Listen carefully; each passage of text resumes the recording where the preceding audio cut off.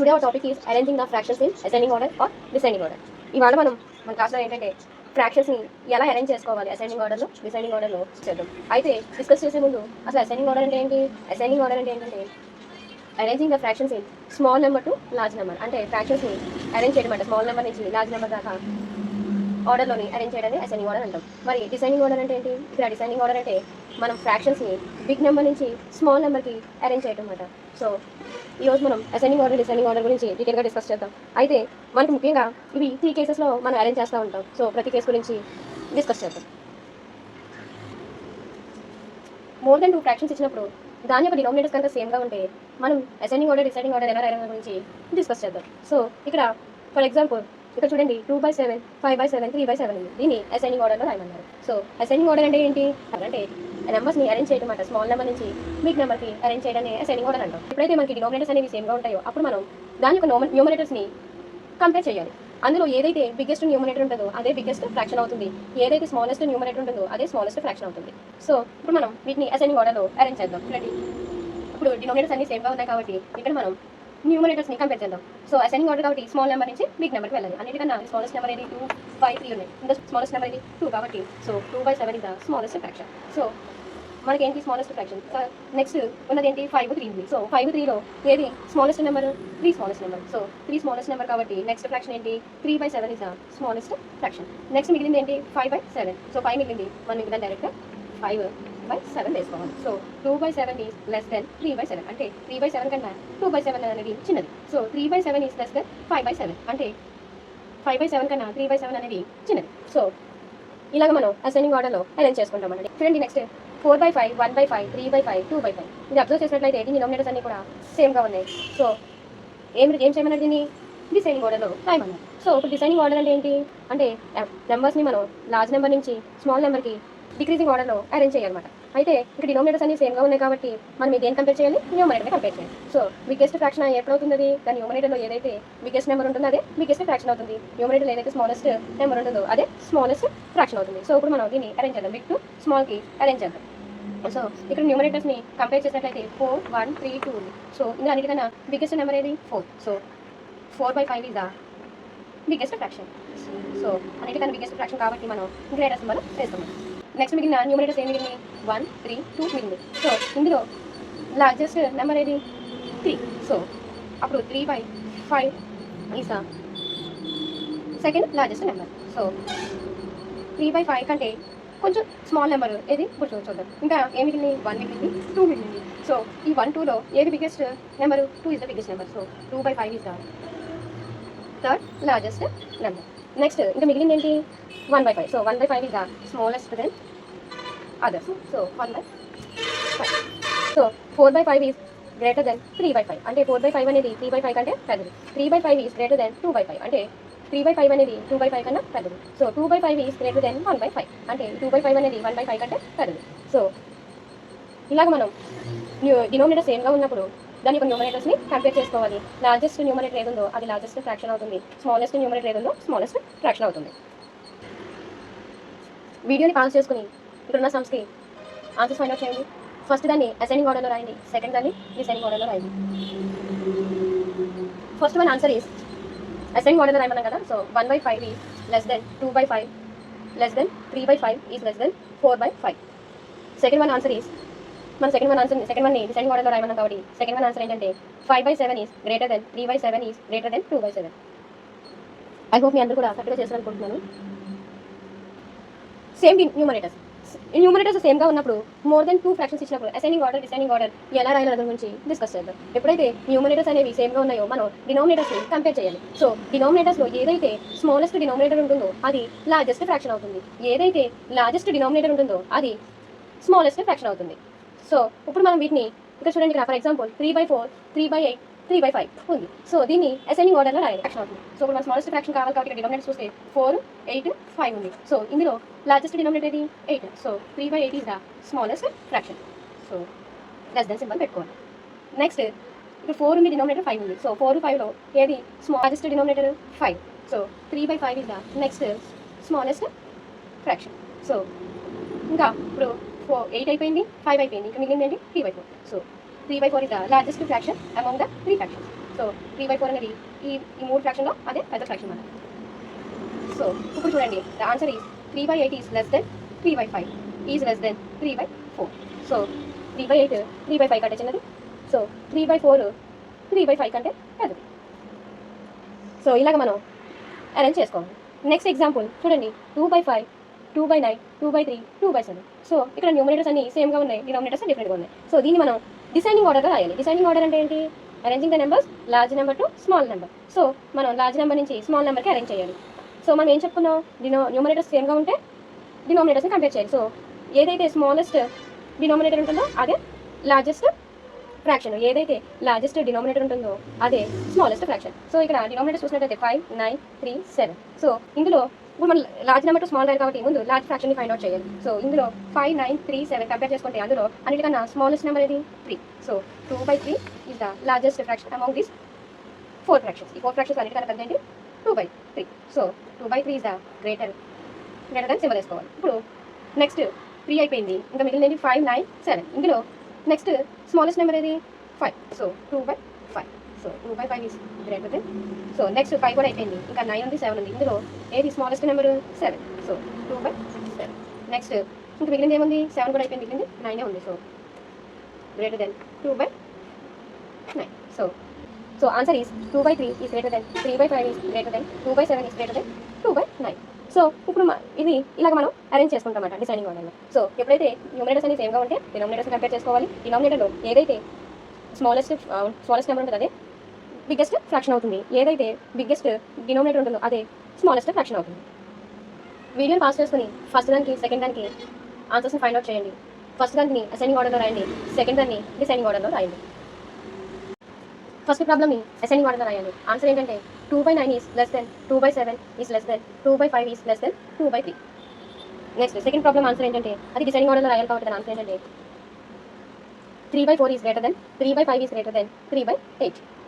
I hope మీ అందరూ కూడా ఆన్సర్స్ కరెక్ట్గా చేశారనుకుంటున్నాను. డిఫరెంట్ ఫ్రాక్షన్స్ అంటే ఇక్కడ మనం ఫ్రాక్షన్స్ చూసినట్లయితే మోర్ దెన్ 2 ఫ్రాక్షన్స్ ఇచ్చినప్పుడు దాని యొక్క డినామినేటర్ న్యూమరేటర్ కూడా డిఫరెంట్గా ఉన్నప్పుడు మనం అసెండింగ్ ఆర్డర్లో డిసైనింగ్ ఆర్డర్లో ఎలా రాయాలని దాని గురించి డిస్కస్ చేద్దాం. అయితే ఇప్పుడు ఇవి ఏంటంటే ఎప్పుడైతే న్యూమరేటర్ డినామినేటర్ డిఫరెంట్గా ఉంటాయో అవి మనం 3 మెథడ్స్లో చేస్తాం. ఒకటి ఎల్సీఎం మెథడ్లో చేస్తాం, రెండోది క్రాస్ మల్టిప్లికేషన్ మెథడ్లో చేస్తాం, మూడోది వీటిని డెసిమల్స్లో కన్వర్ట్ చేసి అప్పుడు వీటిని అసెండింగ్ ఆర్డర్ డిసైనింగ్ ఆర్డర్ రాస్తాం. సో మనం ఇప్పుడు ఈ 3 గురించి కూడా డీటెయిల్గా ఎక్స్ప్లెయిన్ చేస్తాను. ఫస్ట్ మనం ఎల్సీఎం మెథడ్ గురించి డిస్కస్ చేద్దాం. సో ఎల్సీఎం మెథడ్ అనేది ఏంటంటే స్టాండర్డ్ మెథడ్. దీన్ని ఎప్పుడు ఎక్కువగా యూస్ చేస్తామంటే మనం థియరీ రాసేటప్పుడు ఎగ్జామ్స్లో స్టాండర్డ్ మెథడ్స్ని యూస్ చేయవలసి ఉంటుందన్నమాట. సో ఎల్సీఎం అనేది స్టాండర్డ్ మెథడ్. ఇక్కడ చూడండి 2/3 3/4 5/6 ఉంది. దీన్ని అసెండింగ్ ఆర్డర్లో రాయమన్నారు. అయితే ముందు మన అసెండింగ్ ఆర్డర్లో రాసే ముందు వీటిని డినామినేటర్స్కి ఎల్సీఎం ఫైండ్ అవుట్ చేద్దాం. సో ఇక్కడ 3 4 6 ఉంది. సో ఎల్సీఎం ఆఫ్ 3 4 6 ఏంటి? 12. సో ఇప్పుడు దీని యొక్క ఎల్సీఎం 12 వచ్చింది కాబట్టి ఈ 12ని డినామినేటర్స్ అన్నిటి కూడా 12 తోటి ఈక్వల్ చేయాలి. ఫస్ట్ ఫ్రాక్షన్ వచ్చేసి ఏముంది? 2/3 ఉంది. సో దీన్ని ఇప్పుడు ఈ డినామినేటర్ 3ని 12కి ఈక్వల్ చేయాలి. సో 12కి ఈక్వల్ చేయాలంటే 3 దీన్ని దేంతో మల్టిప్లై చేస్తే 12 అవుతుంది? 3 4 12. సో డినామినేటర్లో ఏదైతే మల్టిప్లై చేస్తామో న్యూమరేటర్లో కూడా అదే మల్టిప్లై చేయాలి. నెక్స్ట్ ఫ్రాక్షన్ వచ్చేసి ఏంటి? 3/4. సో 4ని దేంతో మల్టిప్లై చేస్తే 12 అవుతుంది? 3 తోటి. సో న్యూమరేటర్ కూడా 3 తోటి మల్టిప్లై చేయాలి. నెక్స్ట్ ఫ్రాక్షన్ వచ్చేసి 5/6. సో 6ని 12కి ఈక్వల్ చేయాలంటే దేంతో మల్టిప్లై చేయాలి? 6 2 12. సో న్యూమరేటర్ కూడా 2 తోటి మల్టిప్లై చేయాలి. సో వీటిని ముందు మనం క్యాలిక్యులేట్ చేద్దాం. So 2 4 8/12. Next second one 3 3 9/12. Next వచ్చేసి 2 5 10/12. సో ఇప్పుడు మన 3 ఫ్రాక్షన్స్ కూడా చూసినట్లయితే అది ఎలా ఉంది? డినామినేటర్స్ అనేవి సేమ్గా ఉంది. డినామినేటర్ సేమ్గా ఏం చేయాలి? న్యూమరేటర్స్ కంపేర్ చేయాలి. సో న్యూమరేటర్లో ఏదైతే లార్జెస్ట్ నెంబర్ ఉంటుందో అదే లార్జెస్ట్ ఫ్రాక్షన్ అవుతుంది, ఏదైతే స్మాలెస్ట్ నెంబర్ ఉంటుందో అదే స్మాలెస్ట్ ఫ్రాక్షన్ అవుతుంది. సో ఇప్పుడు అసెండింగ్ ఆర్డర్లో రాయమన్నారు కాబట్టి మనం small number to large number రాయాలి. ఇక్కడ స్మాల్ నెంబర్ ఏంటి? స్మాలెస్ట్ ఫ్రాక్షన్ అంటే స్మాలెస్ట్ న్యూమరేటర్ అయ్యి ఉండాలి. సో ఇక్కడ 8 9 10 ఉంది. స్మాలెస్ట్ న్యూమరేటర్ ఏముంది? 8 ఉంది. సో 8/12 ఇస్ స్మాలెస్ట్ న్యూమరేటర్ అంటే లెస్ నెంబర్ అంటే less number. So less than smallest number. Next 9 10కి మధ్య అండ్ 20లో ఏది smallest one? 9. So 9 is the next smallest fraction. So less than ఇంకా అన్నిటికన్నా బిగ్గెస్ట్ ఫ్రాక్షన్ ఏది? 10/12. So answer is 8/12 is less than 9/12 is less than 10/12. Next cross multiplication method. మనం ఏదైనా compare చేయాలి అంటే ఫస్ట్ ఫ్రాక్షన్స్ వాటి యొక్క డినామినేటర్స్కి ఎల్సీఎం ఫైండ్ అవుట్ చేయాలి. కానీ క్రాస్ మల్టిప్లికేషన్ మెథడ్లో మనం ఎల్సీఎం అనేది ఫైండ్ అవుట్ చేయమాట.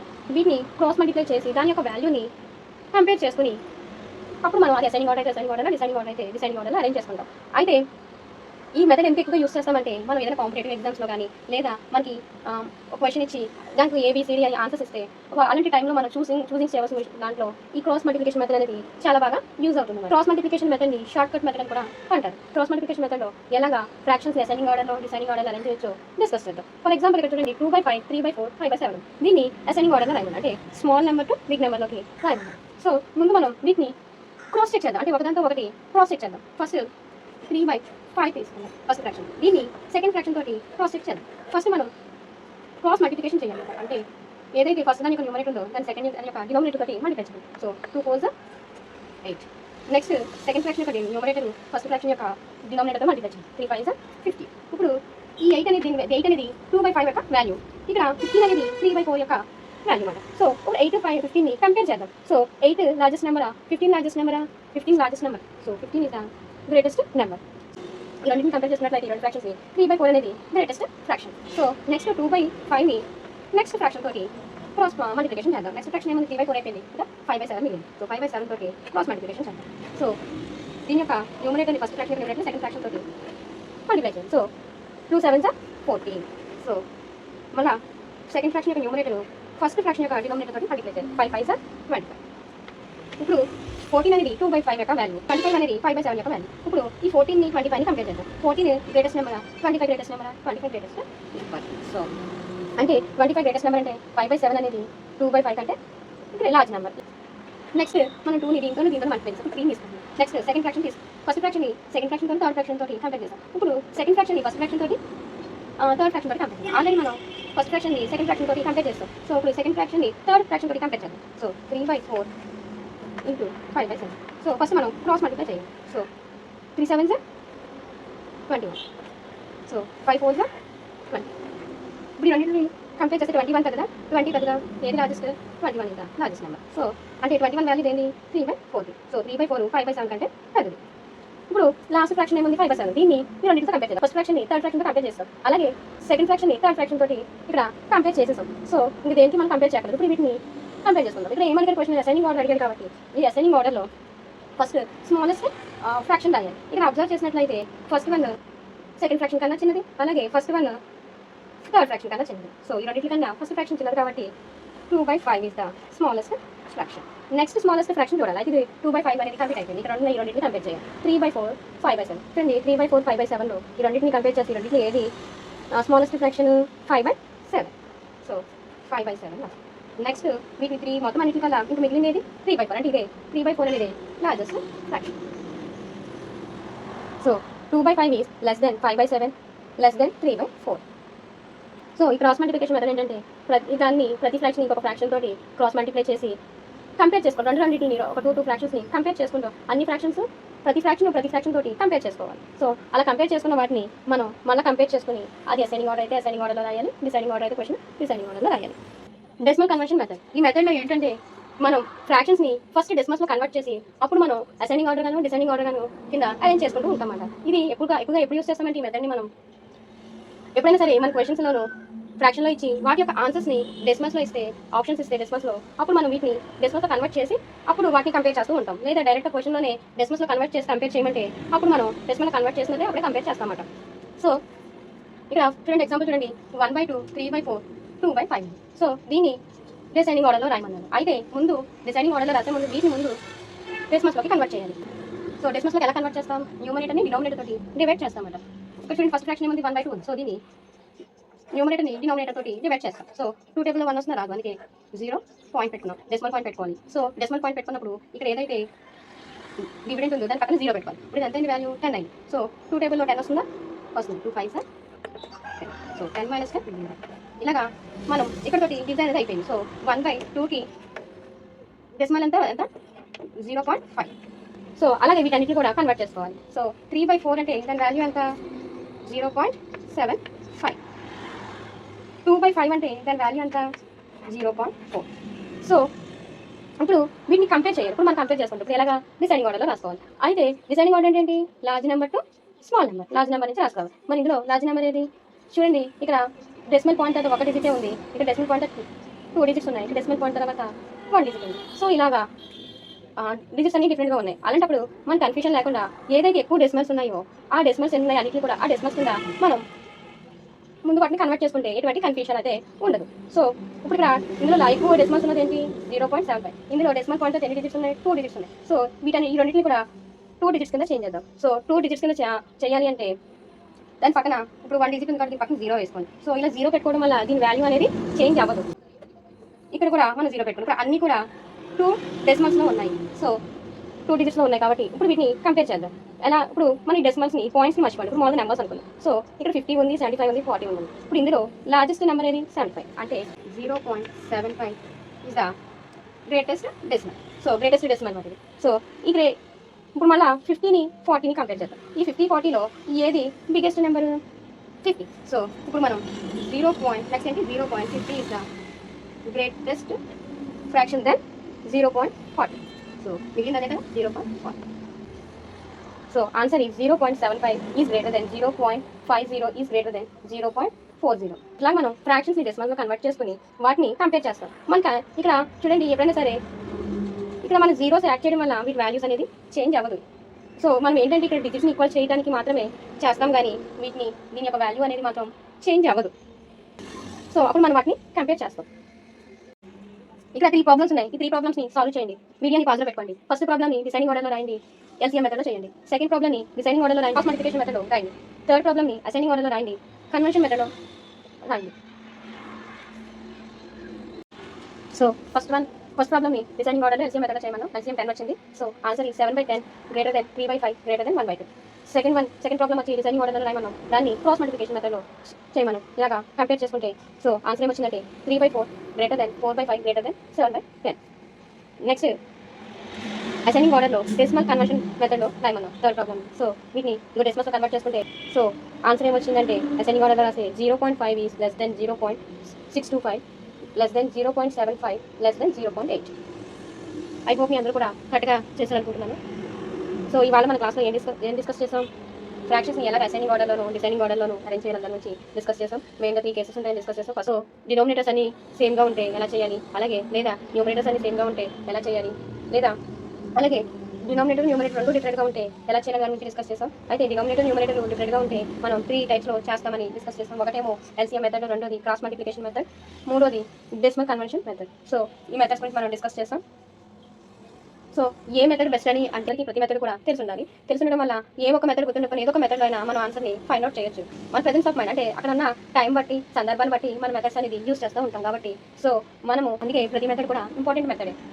ఐ హోప్ మీ అందరికీ కూడా క్లాస్ అర్థమైంది అనుకుంటున్నాను. మీకు కనుక నా క్లాస్ నచ్చినట్లయితే లైక్ చేసి సబ్స్క్రైబ్ చేయండి.